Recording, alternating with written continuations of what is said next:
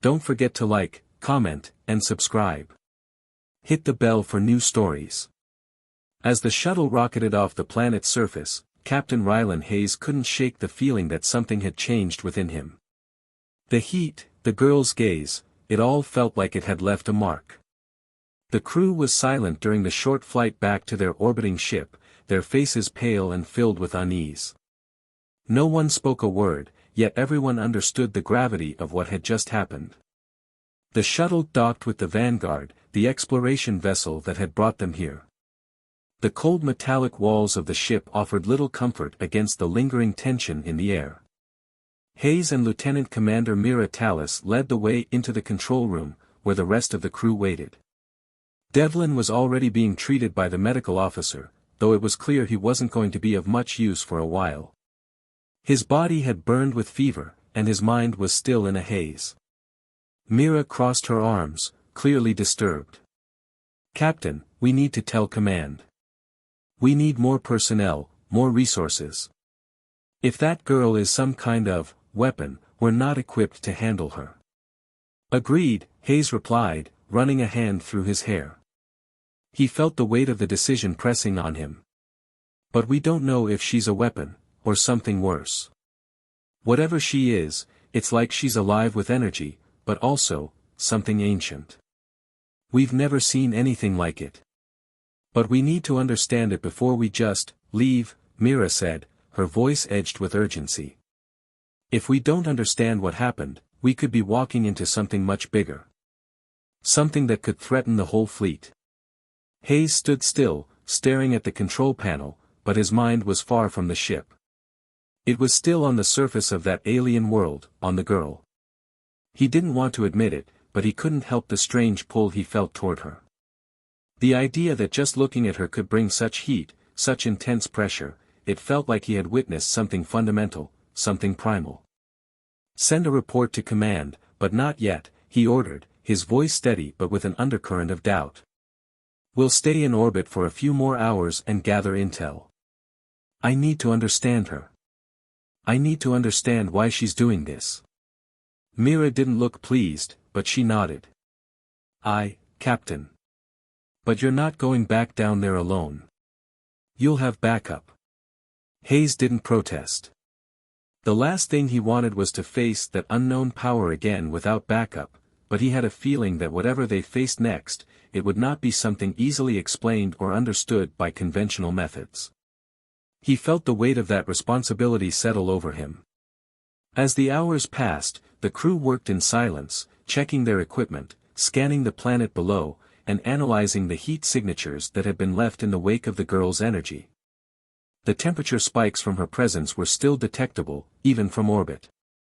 But what they couldn't find were any signs of life beyond the girl herself. No creatures, no signs of any civilization. It was as if she was the only one. Hayes couldn't stop thinking about the moment she spoke, "Leave. Or, burn." The warning had been so direct, so cold, but there had been something else in her voice. Was it fear? Or was it a command? His thoughts were interrupted by a soft ping from the control panel. It was Myra's voice over the comms. "Captain, I've got something you need to see." Without hesitation, Hayes stood from his chair and moved swiftly to the observation deck, where Mira was waiting. She didn't meet his gaze at first, her eyes glued to the holographic map of the planet's surface. "Look here," Mira said, pointing to a cluster of energy readings near the equator of the planet.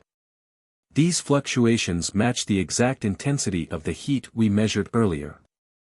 But there's something else, anomalous readings we can't identify. Almost like, well, like she's not just radiating energy. She's drawing it." "Drawing energy?" Hayes echoed, his brow furrowed in confusion. "From where?" "The planet's core." Mira nodded, though her expression was one of growing concern. "It's not from the core, Captain. It's like the planet itself is alive, feeding her. She's somehow connected to it." Hayes felt a chill run through him. It was one thing to encounter an alien life form with powers beyond their understanding, but to have it seem so deeply entwined with the very planet they were standing on. That was something else entirely. So she's not just some anomaly, Hayes said slowly. She's part of this planet. A part of its ecosystem. A force of nature. Myra's eyes narrowed. Maybe. Or maybe she's something even more dangerous. If she's tapping into the planet's core energy, we could be looking at a phenomenon far beyond anything we've prepared for. It could be a weapon, or worse. They both turned to the main screen, where the image of the alien world shimmered before them. The vast landscape stretched out beneath the cloud cover, the glowing outline of the girl's figure faintly visible from space.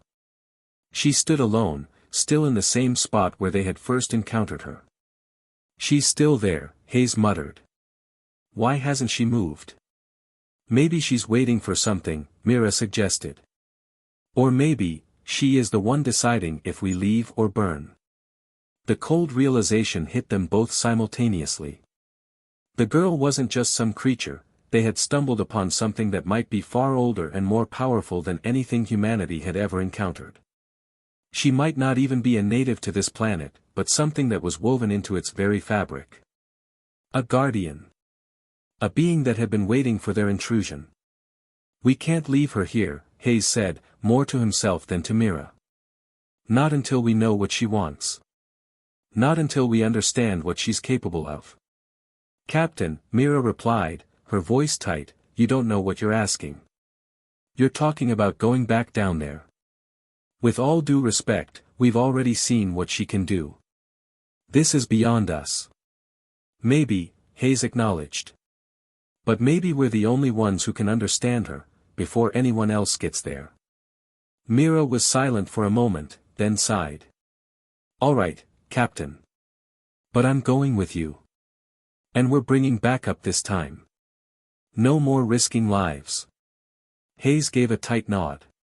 He couldn't shake the feeling that the girl had been waiting for them, waiting for someone to understand her, or perhaps to challenge her. Whatever the case, they couldn't afford to wait any longer. Prepare the team. We leave in 10 minutes. As he turned to leave the room, his thoughts swirled. Was the girl a threat? Or had they stumbled upon something they couldn't even begin to comprehend? All he knew for sure was that their next encounter would either confirm their worst fears, or open the door to something far greater than they had ever imagined. The stakes were higher now. And they were about to learn just how far the alien girl's power could reach. The shuttle descended through the atmosphere once again, its engines growling as the Vanguard's crew prepared for their second descent to the alien world. Rylan Hayes sat at the helm, his fingers gripping the controls with a quiet resolve, but inside, his thoughts were racing. Each of the crew members was suited up and ready, armed not only with weapons but with devices designed to measure the energy fluctuations they had detected earlier. Mira Tallis, standing beside him, kept a close eye on the monitors, her face tense. We're approaching the site, Captain, she said, her voice steady but carrying the weight of their earlier encounter. Hayes nodded, his gaze fixed on the dark planet below, which now seemed less like an uncharted world and more like a sleeping giant, powerful, unknowable, and ready to unleash its wrath at any moment. Stay alert, Hayes said quietly. We don't know what she wants, but I have a feeling we're about to find out. The shuttle's descent slowed as they neared the clearing where the girl had first appeared. The ground below them was littered with strange formations, structures that didn't resemble anything human. The air was thick with that electric hum again, vibrating through their bones. Every second spent near this place felt like the world was holding its breath. We're there, Mira said, her tone clipped. She glanced at Hayes. Ready? He gave her a grim look. Let's move. The shuttle touched down with a soft thud, and the crew quickly filed out, their boots crunching against the alien soil. The air was hot, thicker than it had been on their first visit, and every breath felt slightly harder to take. The temperature had increased in the short time they had been away, and Hayes could already feel the sweat beginning to bead on his brow. The girl was standing exactly where they had left her, the silhouette of her form glowing softly under the alien moonlight. She seemed still, but the air around her shimmered with a kind of energy that hummed like a distant storm. Her violet skin pulsed faintly, almost as though she was breathing in sync with the planet itself. "All right," Hayes said, keeping his voice low but firm. "We approach slowly. No sudden movements." The team moved forward in a tight formation, each member focused on the alien girl. Despite the heat that surrounded them, no one dared to break the rule, no one looked away. As they drew closer, the girl's amber eyes flickered toward them, locking onto Hayes in an instant. The temperature around them rose, and the air began to shimmer again, but this time, it was different. It wasn't just heat. It was pressure, like the atmosphere itself was bending, shifting around them. Hayes felt his muscles tighten, as if the very weight of her gaze was pushing him down, forcing him to kneel. But he held himself steady. He couldn't show weakness, not now. "You've returned," the girl said, her voice soft but clear, each word heavy with meaning. It was a voice that seemed to reverberate inside their minds, like a song that tugged at their hearts. "Yes," Hayes replied, trying to keep his tone neutral. "We need to understand what you are. What you want. We mean no harm." The girl tilted her head slightly, her hair of shimmering light cascading down her back like waves of energy. "Harm? No." Her voice was almost melodic, like wind through chimes. "You are already here. The harm is done." The pressure in the air grew stronger, and several members of the team staggered, the heat intensifying with every passing moment. One of the younger crew members, Corporal Ames, took a step forward, his gaze locked on the girl.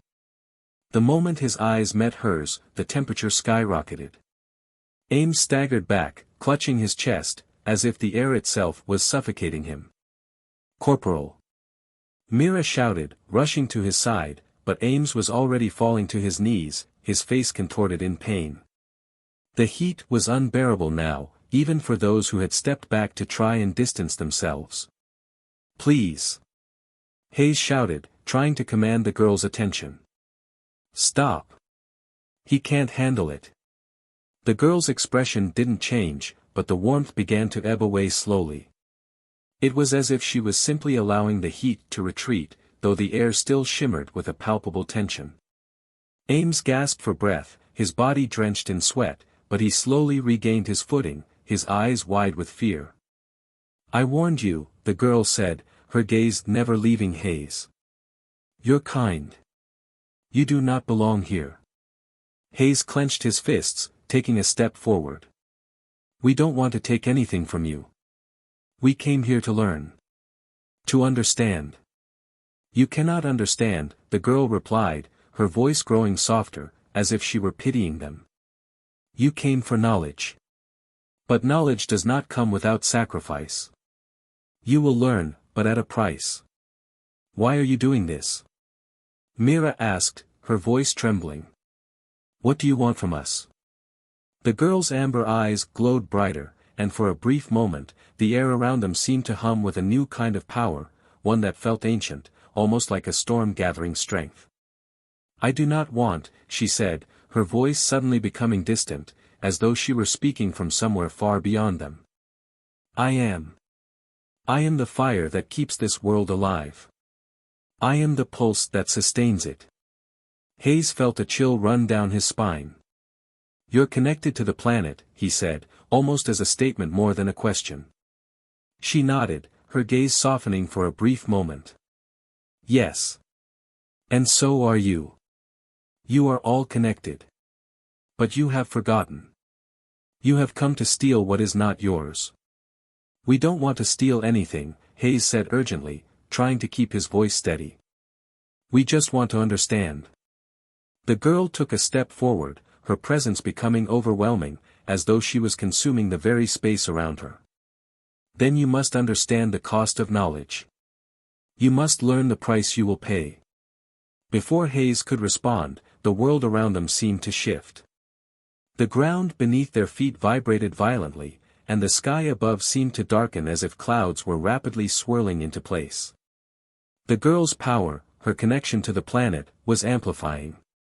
Her form shimmered and rippled like a mirage, and for a moment, Hayes thought he saw not just one girl, but many, thousands, all watching him from the edges of his vision. "Listen to me," Hayes said, his voice commanding, despite the growing fear in his chest. "We don't want to harm you. We came here to help." "You cannot help," the girl whispered, her voice growing faint. "You are already a part of it. You are the flame, and the flame will burn." The heat flared again, this time even stronger than before. The air felt like it was closing in on them, pushing them toward the ground. Hayes stumbled, feeling the weight of the energy pressing down on him. Then, with a final surge of power, the girl's presence began to withdraw, the temperature receding once more. But this time, there was no calm. There was no peace. Only the silence of the girl standing alone. Hayes stood, breathing heavily, his heart pounding. The crew was disoriented but alive, their faces filled with a mixture of awe and fear. "We need to go," Hayes said, his voice rough. "Now." Without waiting for a response, he turned and began to march toward the shuttle, the others quickly following behind. As they lifted off and ascended into the sky, the alien girl remained standing at the edge of the clearing, her eyes still glowing, watching them leave. And as the planet's surface shrank into the distance, Hayes couldn't shake the feeling that the girl had only given them a small taste of what she was capable of. She wasn't just a guardian of this world, she was the embodiment of it. And they had only just begun to uncover the depth of her power. As the shuttle lifted off from the alien world, the tension in the air didn't immediately dissipate. Rylan Hayes sat quietly in the cockpit, his fingers loosely gripping the controls. The planet below slowly shrank into the distance, but he couldn't shake the feeling that the encounter had only just begun. There was something haunting about the girl, something powerful and undeniable. He couldn't help but wonder if they had just made a grave mistake. "Captain, we need to discuss what just happened," Mira Tallis said, breaking the silence. Her voice was tight, filled with an edge of urgency. Hayes exhaled deeply, looking out at the stars. "We will. But not yet. We need to return to the Vanguard first. We need to make sure the rest of the crew is safe." Mira didn't argue. She turned to the rest of the crew, ensuring everyone was accounted for, before walking to the back of the shuttle to check on Ames. The young corporal had been struggling to breathe even after their departure from the surface, his chest rising and falling unevenly as he tried to recover from the overwhelming heat and pressure. "You're lucky to be alive, Corporal," Mira muttered under her breath as she knelt beside him, her hands resting gently on his shoulders to steady him. Ames looked up at her, his face pale and drenched in sweat. His voice was barely a whisper. "What was that? I thought I was going to burn alive. I could feel my body heating up from the inside out." "It was her," Mira said quietly, though it wasn't much of an answer. "Some kind of energy surge, tied to her and the planet. We don't understand it yet." Hayes could feel his own pulse quicken at the thought of what they'd just witnessed. The girl was not just an alien, she was a part of the planet itself, a force of nature beyond anything they could comprehend. She had warned them, told them that knowledge came at a price. But what did that mean? What was the price? The shuttle continued its ascent toward the Vanguard, and the stars outside were swallowed by the blackness of space. The ship's massive hull loomed ahead, bathed in the soft glow of distant light. As they docked, Hayes couldn't shake the feeling that they were walking straight into the eye of a storm. Once aboard the Vanguard, the crew moved swiftly to debrief. The medical team quickly took Ames to the infirmary for further evaluation, though Hayes doubted they would find any physical injuries. The true damage, he feared, was far more insidious. "Captain, we've got to tell command," Lieutenant Commander Mira Tallis said as she walked into the briefing room. Her expression was grim. "We can't handle this alone. If that girl is some kind of planetary entity, we don't know what we're dealing with. The girl is a weapon, whether she knows it or not." Hayes leaned against the table, rubbing his eyes. "I agree. But we need more information first. We can't just call in reinforcements without understanding her power. Understanding her power? Rylan, we barely made it out of there alive. We don't understand her power, and that's the problem, Mira shot back, her voice growing sharper. We need to tell command before someone else gets hurt. Hayes exhaled slowly. I know. But I need to go back down there. Mira stared at him, disbelief flashing across her face. What? Are you out of your mind? Listen to me. Hayes straightened, his gaze fixed on the table as he spoke with unshakable conviction. We need to understand the girl before we can move forward. We can't just send in more people blindly, or we risk making this situation worse. I've been in command long enough to know that if we don't understand the nature of this threat, it's only a matter of time before it escalates beyond our control. Mira opened her mouth to protest, but Hayes cut her off. I'm not going down there alone. I'll take a small team, and we'll gather as much intel as we can. Then, we'll report back to command. The room fell silent. The crew knew Hayes' determination well enough to know that once he made up his mind, nothing short of a direct order would stop him. Mira hesitated, then nodded reluctantly. I'll go with you, she said quietly. But I'm bringing extra firepower this time. Hayes nodded, a brief flicker of appreciation in his eyes. Good. Get ready. We leave in an hour. The shuttle descended again, its engines roaring as it cut through the dense atmosphere of the alien planet. This time, the crew was ready, armed with the knowledge of what they had faced, and equipped with weapons designed to counteract whatever the girl might throw at them. As they neared the surface, the air grew thick and oppressive. The temperature, though not as extreme as before, was still unnervingly high. The pressure in the atmosphere seemed to throb, as though the very air itself was waiting for something. And as the shuttle touched down once more, it was clear that they weren't alone. The girl stood at the edge of the clearing, her form glowing in the dim light of the setting sun. She was watching them, her amber eyes sharp, as if she had been waiting for their return. This time, there was no question in Hayes' mind. They had crossed a threshold. The girl was not merely an alien life form, they were intruders on her world, and she was the gatekeeper. Captain, Mira whispered, her voice tight with fear, this is insane. What if she is a weapon? What if we don't come back this time? We will come back, Hayes replied firmly, turning to her. But we need answers. Now. They disembarked from the shuttle, weapons at the ready, but none of them drew their guns. They had learned from their first encounter that brute force wouldn't be enough. They had to tread carefully. The girl stepped forward, her eyes glowing in the dim light. Her presence was overwhelming, like standing too close to a star. The energy around her felt alive, charged with an intensity that made their hearts race. You return, she said, her voice soft, almost amused. Do you still seek knowledge? Hayes squared his shoulders, fighting to maintain his composure. Yes. But not just knowledge. We need to understand what you are, and why you're here. The girl studied him for a long moment, her eyes unreadable. I am the guardian, she finally said. I am the heart of this world. And you have disturbed it. Myra's hand twitched at her weapon, but Hayes held up a hand to stop her. We didn't come to disturb anything. We're trying to understand. You cannot, the girl replied, her voice suddenly cold. To understand me is to understand the price of your existence. To seek knowledge is to burn.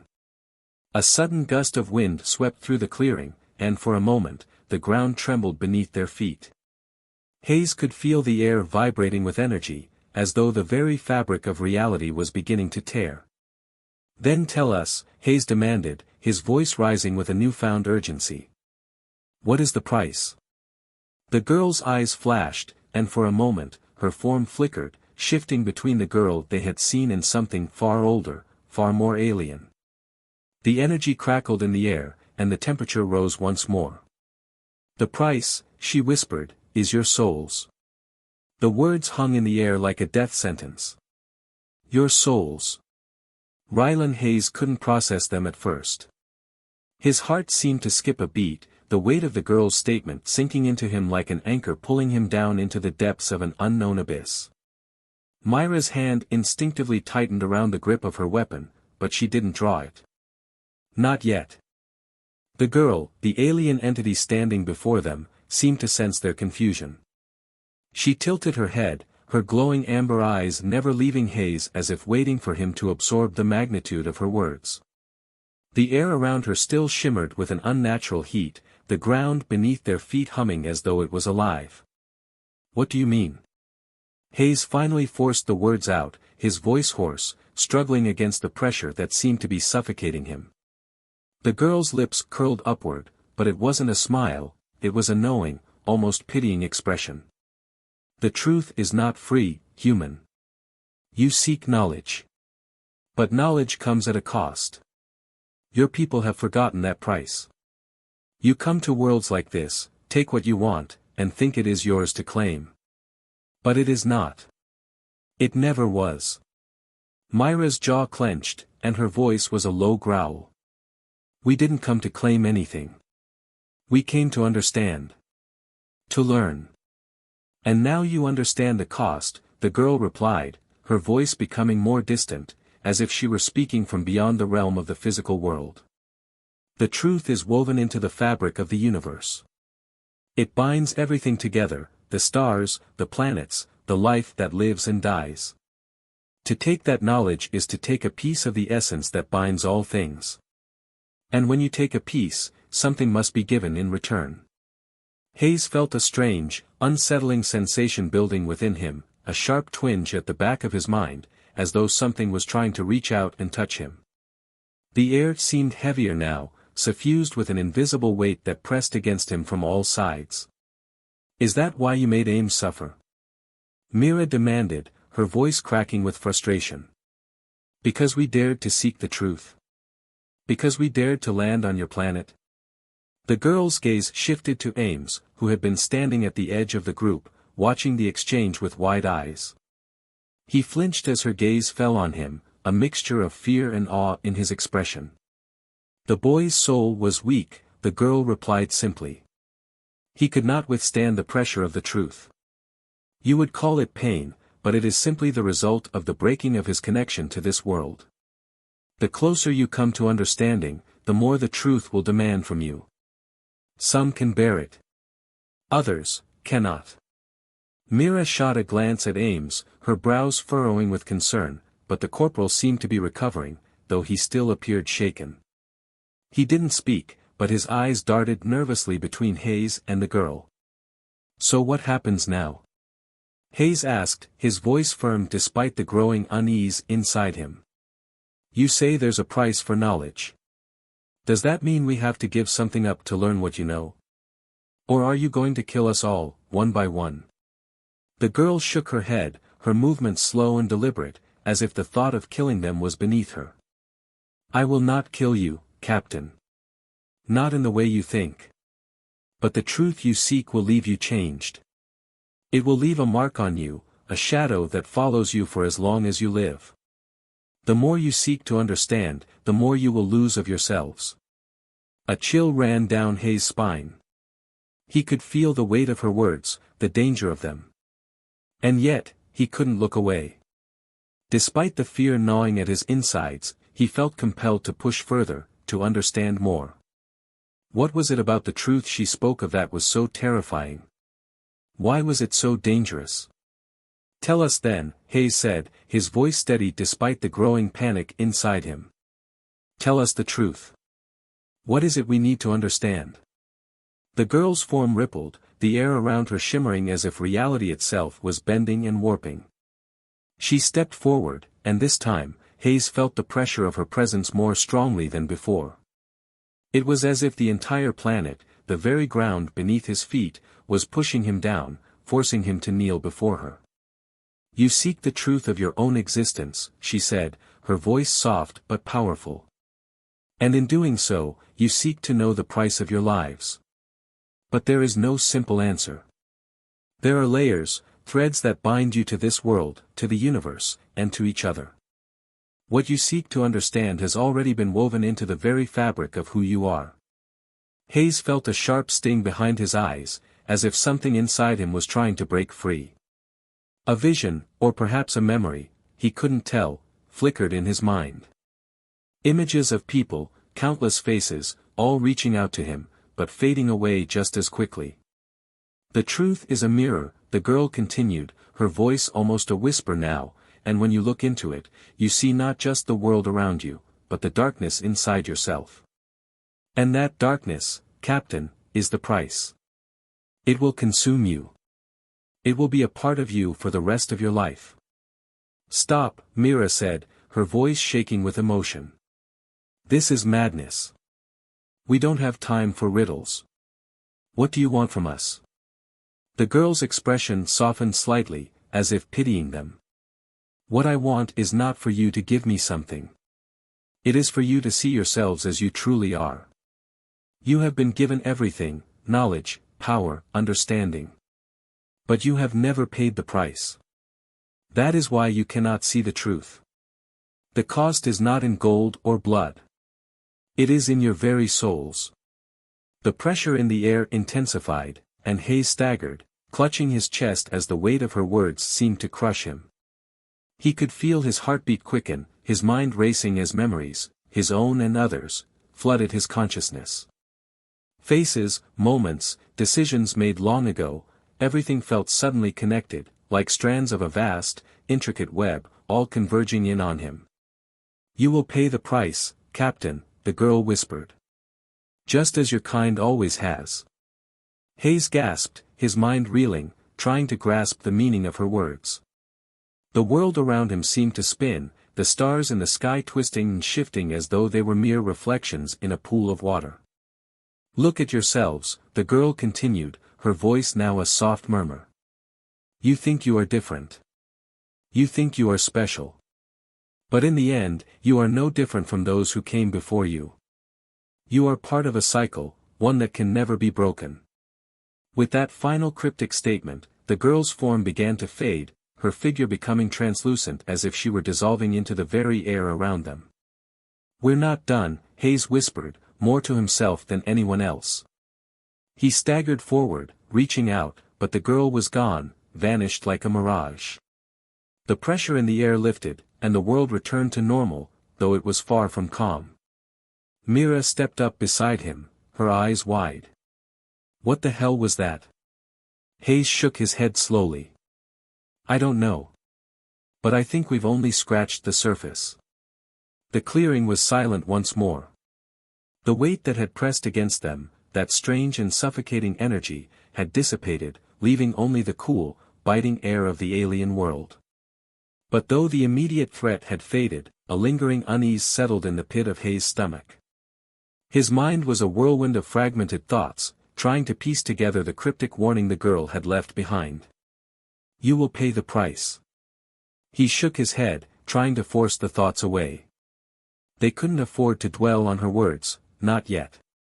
Their mission was to survive, to return to Earth with the knowledge they had gathered, and then make their report.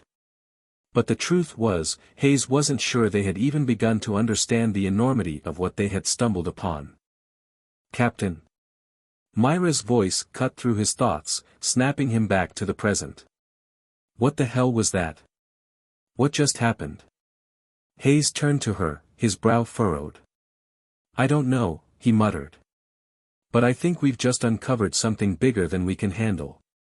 The rest of the crew, having remained on the shuttle during the encounter, began to trickle out, their faces still pale from the strange encounter. Ames was among them, but he kept his distance, his expression haunted. It was clear that whatever had happened on this world had shaken him to his core. Mira crossed her arms, her gaze never leaving Hayes as if waiting for him to make sense of it all. We need to report this to command. I'm not sure what just happened down there, but whatever it was, it's clear that we're dealing with something beyond our comprehension. We're not ready to report yet, Hayes replied, his voice firm.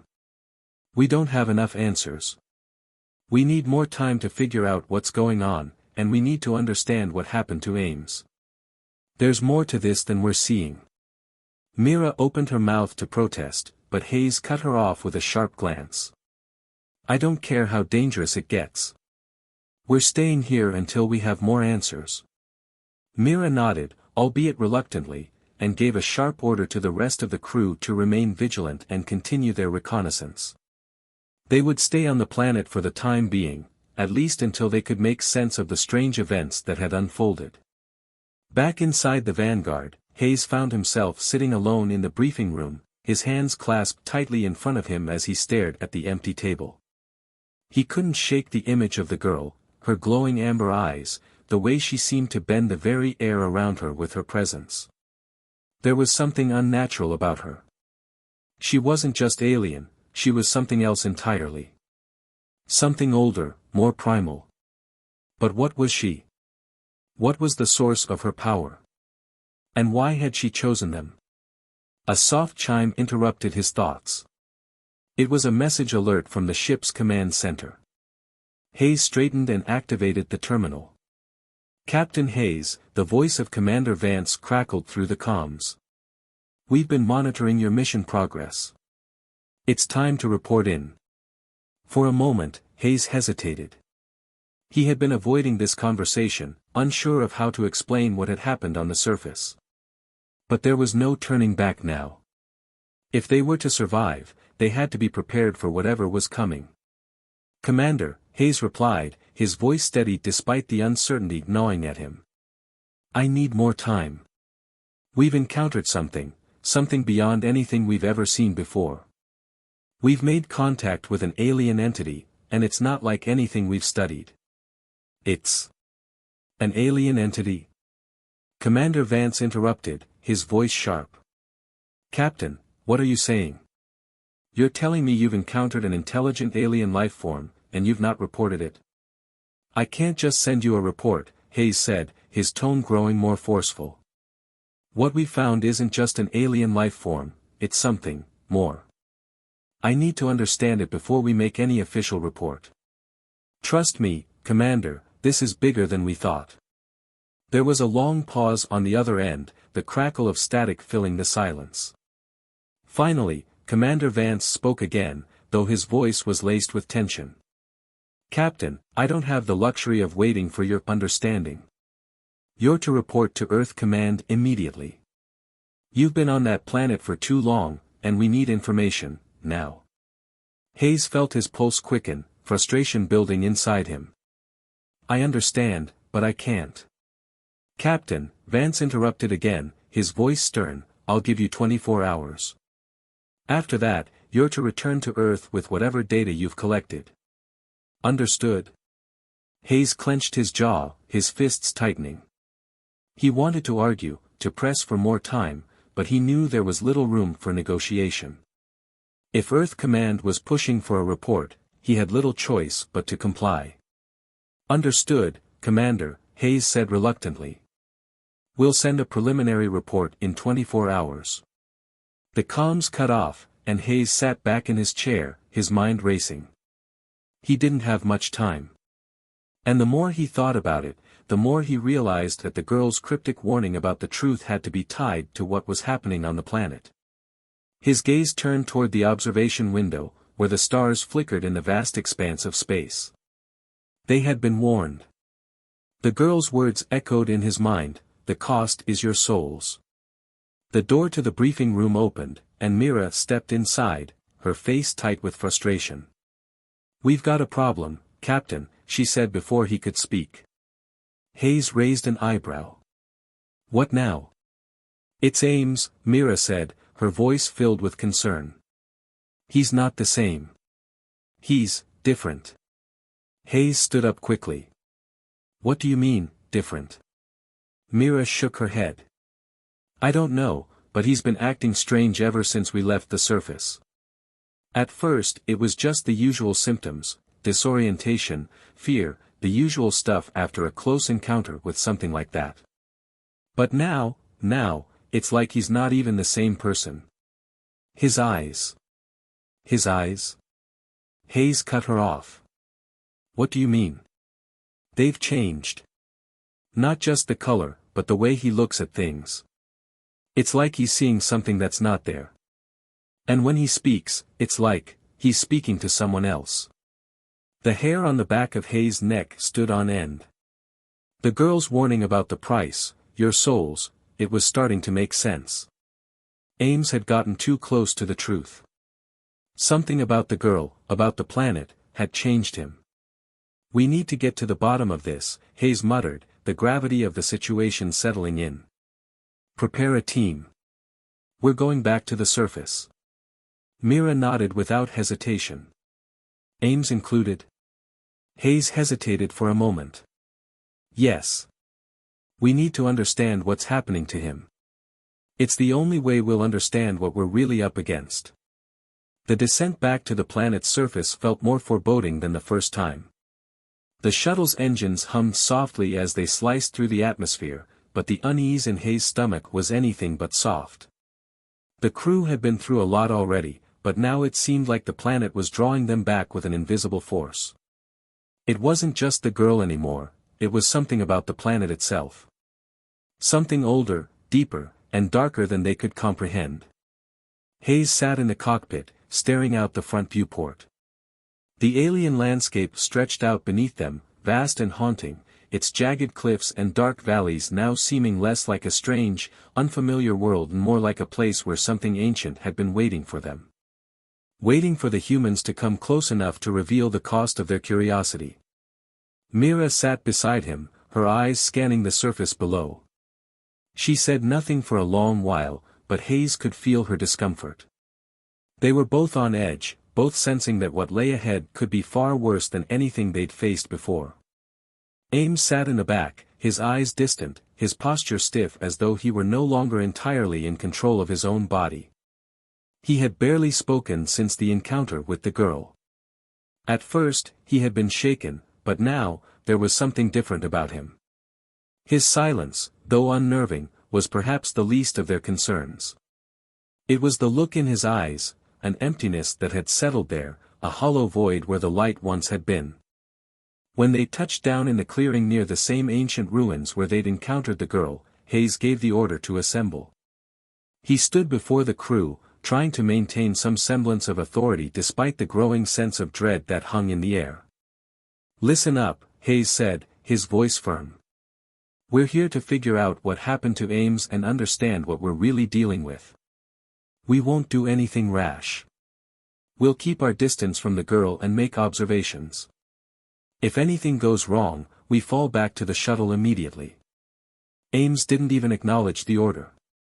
He simply stared ahead, his eyes unfocused. Hayes knew that his crew would need to tread carefully with him, but the fact that he was acting so strangely made the situation even more dangerous. The alien entity's warning about the price of the truth lingered like a dark cloud, making everything feel unstable, unpredictable. They moved out in a small formation, with Ames walking at the rear, his movements stiff and mechanical. His eyes darted occasionally toward the ruined structure that had once been a place of worship or knowledge, but his gaze seemed unfocused, as if he were looking through it rather than at it. The air was heavy here. There was an oppressive stillness that made every step seem like a violation. It was as though the land itself was holding its breath, waiting for them to cross some invisible threshold. Hayes could feel it, too, an invisible weight pressing down on them, the hairs on the back of his neck standing on end. They reached the clearing where they had first met the girl. It looked the same as it had before, except now, there was a faint, pulsing glow emanating from the center of the ruins, as though the very stones were alive. The source of the light was unclear, but it seemed to be drawing them in, tugging at their attention. "Stay close," Hayes ordered, his voice tight. "Ames, stay with the group." Ames didn't respond. He simply moved forward, almost as if compelled by an unseen force.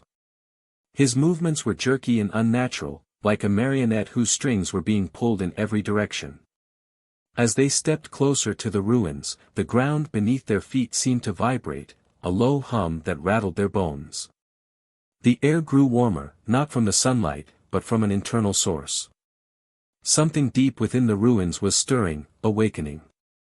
Hayes could feel it in his gut, a primal sense of danger.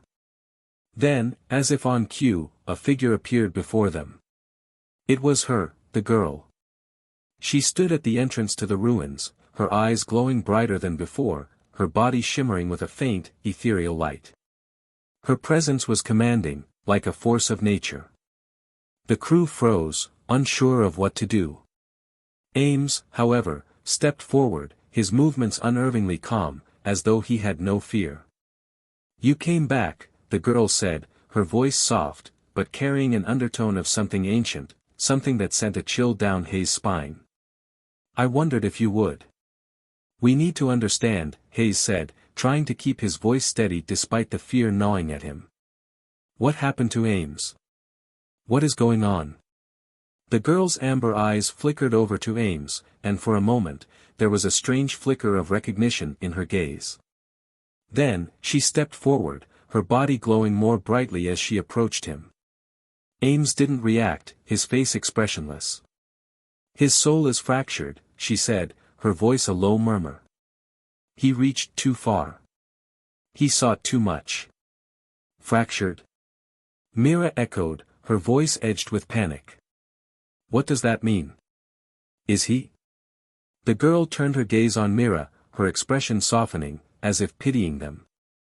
"He has touched the truth. He has seen too much. The price has been paid. And now, he belongs to the truth." Hayes felt his stomach churn.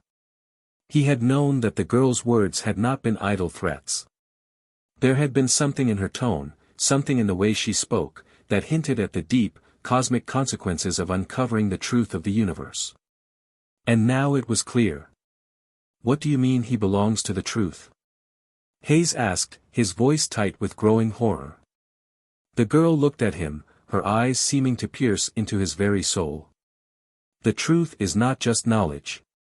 It is a force that devours and shapes. Ames has gazed into it. He has connected with it.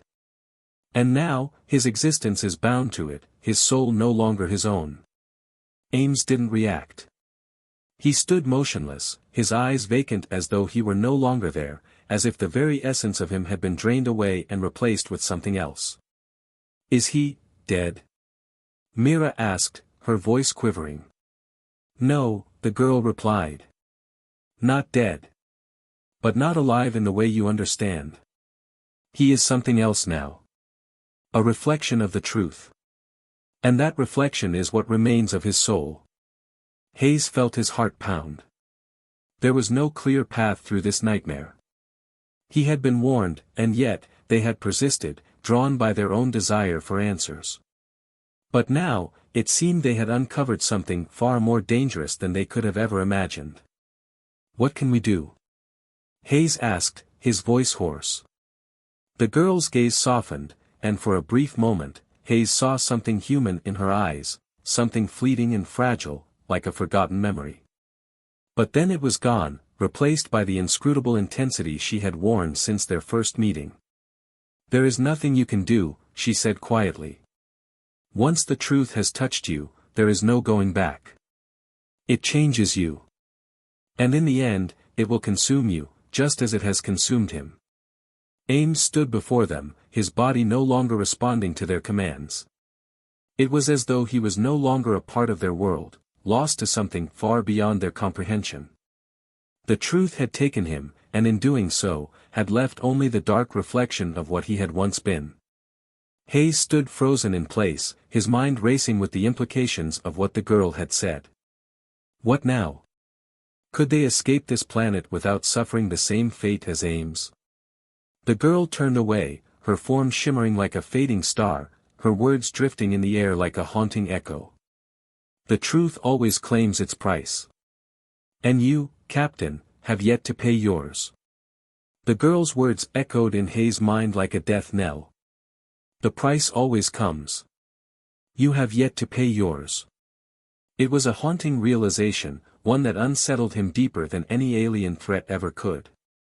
They had come for knowledge, but in return, they were getting something far more insidious, a lesson in the cost of delving too deep.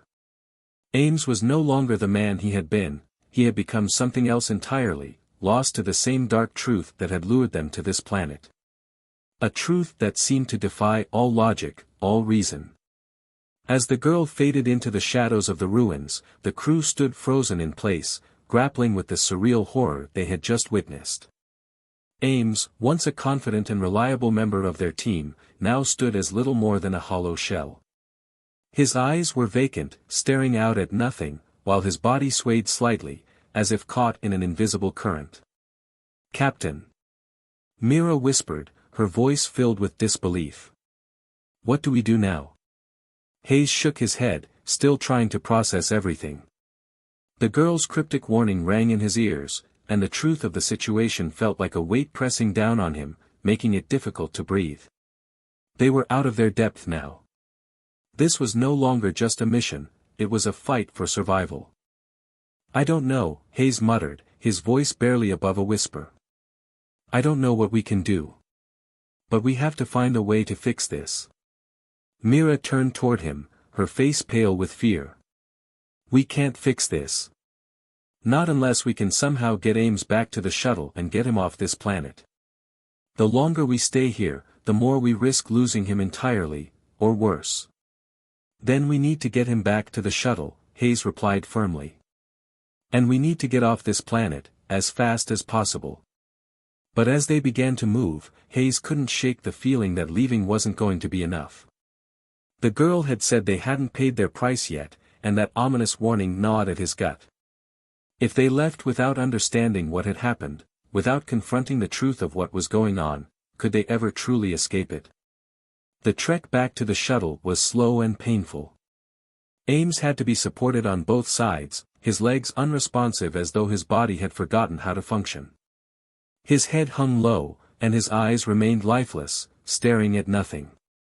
It was as if his very soul had been wrenched from him, leaving a shell behind. The other crew members moved cautiously, their gazes flickering uneasily between the ruins and the pale, motionless figure of their colleague. As they reached the shuttle, Hayes was relieved to see that the hatch was still functional. The thought of getting them back into the air, away from the planet, was a small comfort in an increasingly desperate situation.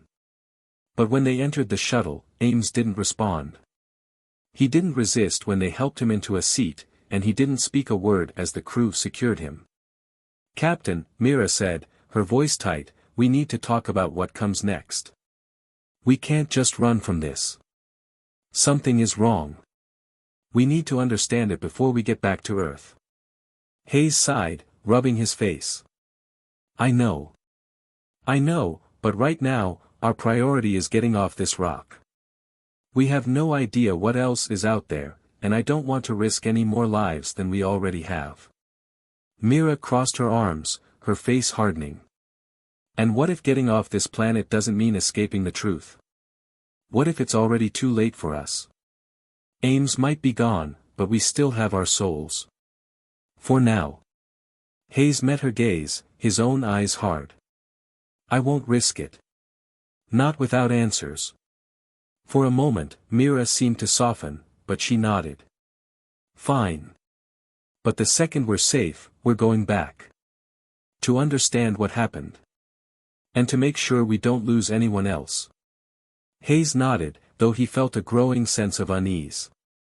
He wasn't sure if they'd even survive the journey back to Earth, let alone face the consequences of what they had unleashed on that planet. The shuttle's engines hummed to life, and with a sharp pull of the controls, they lifted off the surface. Hayes watched as the alien landscape shrank below them, the planet slipping away into the distance. But even as they ascended into the dark void of space, Hayes couldn't shake the feeling that the truth was still waiting for them. That whatever force had ensnared Ames, had touched their very souls, was following them, was coming for them. Hours passed as they drifted farther into space. The crew was quiet, each member lost in their thoughts as they processed the horrors they had witnessed. The weight of the girl's warning, the cost of the truth, hung over them like an invisible storm cloud. It was Ames who broke the silence. "Captain." His voice was soft, raspy, and far too calm for someone who had just been through what he had. Hayes turned toward him, startled by the sudden change. Ames' head had lifted slightly, his vacant eyes now seeming to focus on him, and for a moment, Hayes saw a flicker of something familiar in the depths of them. It was brief, fleeting, but it was there. Ames? Hayes asked cautiously, his heart hammering in his chest. The words that followed chilled him to the bone. It's too late, for me. But not for you.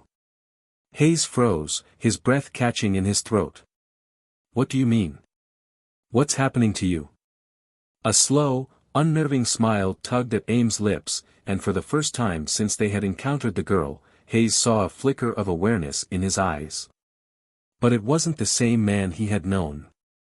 This was someone, or something, else. The truth, Ames whispered, his voice distant. It's coming for you. All of you. You've already started to see it. The truth of the universe, the cost of knowledge. It's here. And now, it's too late. Hayes felt a wave of panic crash over him. Ames, what are you talking about? What truth? Ames' eyes gleamed with something indescribable, something dark and ancient. The truth is a force, Captain. It is not a gift. It is not a discovery. It is a price. And it will collect what it is owed. No matter how far you run.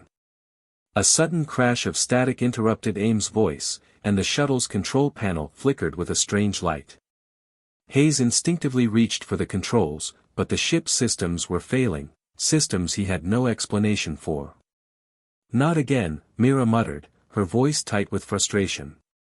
The shuttle lurched violently, and the gravity within the cabin fluctuated, throwing the crew members off balance. Hayes fought to regain control, but the craft was spiraling out of his reach. The truth, it seemed, was not finished with them. The shuttle systems failed as though it were being pulled into a vortex. The control panel blinked erratically, lights flashing on and off in a chaotic dance. Hayes gripped the console with white-knuckled force, his breath coming in shallow gasps. The ship was bucking and jerking, as if an unseen hand had wrapped itself around the vessel and was pulling it toward some dark, inevitable fate. Ames! Hayes shouted, his voice hoarse with panic. What did you do? Ames sat motionless, his body still strapped into the seat, but his eyes, those eyes, were no longer just vacant. They were alive. Alive in a way that felt wrong. As if the life within them had ceased to be his own. Ames turned his head slowly toward Hayes, his lips parting in a thin smile that was devoid of any warmth. It's already begun, he whispered. You can't outrun it. Not anymore. The ship groaned beneath them as it shuddered and swayed, the emergency lights flickering like dying stars. Mira gripped the back of a seat to steady herself, her face pale and stricken with terror. This isn't just mechanical failure, is it? It's the truth, isn't it? It's coming for us. Hayes didn't answer. He couldn't. His mind was racing, trying to make sense of the incomprehensible. Was it possible that the truth the girl had warned them about wasn't just a metaphor? That it was something actual? Something that had a tangible presence in the universe? He had thought the dangers they faced were just physical, alien entities, strange environments, but now, it seemed that what they had awakened was far worse. The ship lurched again, and Hayes knew they were plunging faster and faster toward the planet's gravity well. They weren't just losing control, they were being pulled back. Is it, the planet? Mira asked, her voice trembling. Is this where it's coming from? Not just the planet, Ames whispered, his voice taking on an eerie calm. The truth is everywhere. You opened the door, Captain. You, all of you, opened it. And now, it's here. The shuttle's engines sputtered out, leaving only the desperate sound of air rushing through the ship as they fell, helpless, toward the surface. Hayes' heart raced as he realized that they had no time. No time to reverse course, no time to escape the consequences of their hubris. Ames wasn't just changed. He had become the very manifestation of the truth's corruption, the price paid for their trespass into the unknown. And now, with his words hanging in the air like a death sentence, Hayes realized something chilling. Ames wasn't the only one who had been affected. The others felt it too, the truth was already inside them. I don't understand, Hayes said, his voice breaking through the growing dread in his chest. What is this truth? What does it want from us? Ames' smile grew wider, as if he were relishing in their confusion. It wants nothing. It doesn't need anything. It just is. The truth isn't a thing you can control. It's a force, an inevitability. It watches, and it waits. It consumes, and it leaves nothing but emptiness in its wake. The shuttle's descent became more violent, the craft groaning in protest as the ground rushed up to meet them. Hayes slammed his hands against the controls, trying to regain some measure of control, but it was no use. They were being sucked toward the planet's surface, drawn into the gravitational pull of something far beyond their understanding. Hayes! Mira screamed, her voice full of panic. We can't stop it. We can't outrun it. For a fleeting moment, the fear in her voice seemed to ground Hayes. He was captain. This was his ship. His crew. But as the shuttle's alarms blared, signaling their inevitable crash, he realized that no command, no decision could save them now. The world outside the viewport was a blur of colors, bright, flashing lights, and jagged shadows. It was as if the very fabric of reality was warping, bending under the influence of the truth. The planet below seemed to grow larger and larger with each passing second, like a great, devouring maw. And then, there was nothing. The lights flickered once more, and everything went black. When Hayes came to, he was disoriented, his body aching as though he had been crushed under an immense weight. His head throbbed, and for a moment, he couldn't remember where he was, what had happened. But then it all came rushing back, the alien girl, Ames, the truth, and his stomach clenched with a surge of dread. He opened his eyes to find himself lying on the floor of the shuttle's control room. The ship had stopped moving, but the low hum of the emergency systems was still active, the blinking red lights casting an eerie glow. Hayes slowly pushed himself up, feeling the familiar weight of the seat harness around his waist, but something was wrong. The ship wasn't where it had been. It was as if they had crashed into a new reality. The walls of the shuttle were different. The metal was warped and twisted, as though the truth had stretched the very structure of the craft itself. The edges were jagged and uneven, and the air felt thin and stale. As Hayes staggered to his feet, he noticed that Mira was still unconscious on the floor, her face contorted in terror. Ames? Hayes called out, his voice hoarse. He tried to make his way toward the back of the shuttle, but his legs felt weak beneath him. The weight of the atmosphere in this place seemed to press down on him, making it harder to move, harder to think. A cold voice echoed through the shuttle, distant and yet so close that it made his skin crawl. You were warned. It was Ames. But not Ames as he had known him. The figure that emerged from the shadows of the ruined shuttle was no longer human. It was something else. His body shimmered, shifting in and out of focus, like an illusion caught between two worlds. His eyes glowed with an unnatural light, burning with the same cosmic force that had infected the shuttle. The truth had consumed him entirely, his human form reduced to a mere vessel, a reflection of the infinite. You still don't understand, do you? Ames' voice rasped, his tone almost mocking. The truth was never meant for you. It was meant to consume. Hayes felt a chill run down his spine, and for the first time, he truly understood. This was not just a crash. This was a transformation. The planet, the girl, the truth, it had all been part of something far greater, something far older than any of them could have known. And now, it was too late to turn back. You've seen it, Ames said, his form flickering in the strange, distorted reality. You've opened your eyes to the truth. And now, you'll be just like me. Hayes staggered back, his breath coming in ragged gasps. There was no escape. The truth had claimed them, just as it had claimed Ames. And in that moment, Hayes realized with horrifying clarity that he and his crew were no longer the masters of their fate. The truth was inescapable. It had always been inevitable.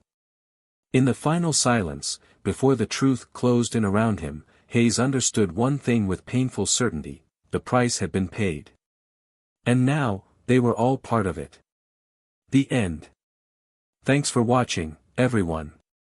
If you enjoyed this video, don't forget to like, comment, and subscribe. For more exciting HFY stories. Your support means the world to us. And make sure to tap the bell icon, so you never miss an update. Stay tuned for our next adventure, and until then, keep exploring the stars. See you in the next video.